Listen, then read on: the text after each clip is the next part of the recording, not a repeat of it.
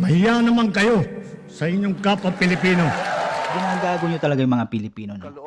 Magsasagawa ang Kamara ng investigasyon sa umano'y maanumalyang flood control projects na pinuna ni Pangulong Bongbong Marcos. Gagawin ito ng Tri-Committee. Pero ang presidential son na si House Majority Leader Sandro Marcos, hindi pabor dito. What do you say about criticisms that the House doesn't have the credibility to conduct its own investigation into flood control projects? Why would the body investigate itself?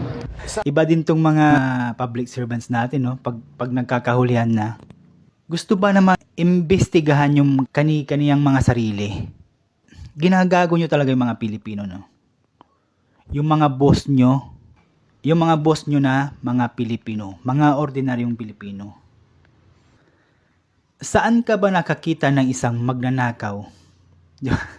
Patatawa ka na lang eh.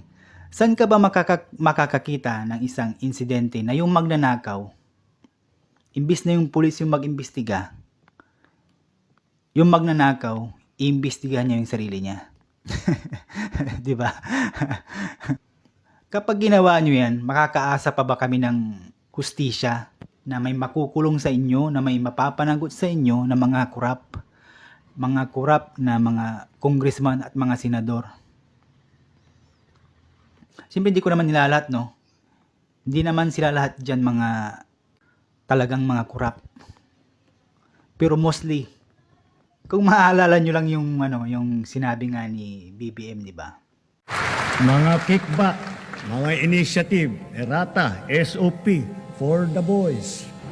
Kaya sa mga nakikipagsabwatan upang kunin ang pondo ng bayan at nakawin ang kinabukasan ng ating mga mamamayan, mahiya naman kayo sa inyong kapwa Pilipino.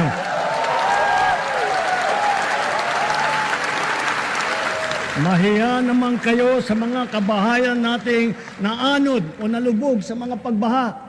Mga putang ina nyo na mga congressman at mga senador at iba pang mga politicians dyan na nakaupo sa gobyerno. Alam ng mga ordinaryong Pilipino dyan yung mga pinaggagawa nyo. Ang problema, walang ordinaryong Pilipino ang maglalakas loob ng magsiwalat kasi nga ano mangyayari sa buhay niya. Walang kapangyarihan yung ordinaryong Pilipino na lumaban sa mga malalaking tao na katulad nyo. Buti nga kahit papaano si BBM nagkaroon siya ng mga ganyan na pagsisiwalat, di ba? Sa mga susunod na buwan, makakasuhan ang lahat ng mga lalabas na may sala mula sa investigasyon, pati na ang mga kasabwat na kontratista sa buong bansa. Kailangan malaman ng taong bayan ang buong katotohanan. Kailangan may managot sa naging matinding pinsala at katiwalian. Kahit paano, nabubulgar na itong mga to.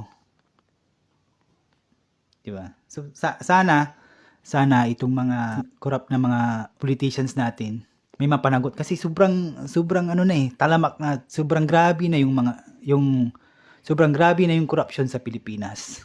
Diba? Ay, nako.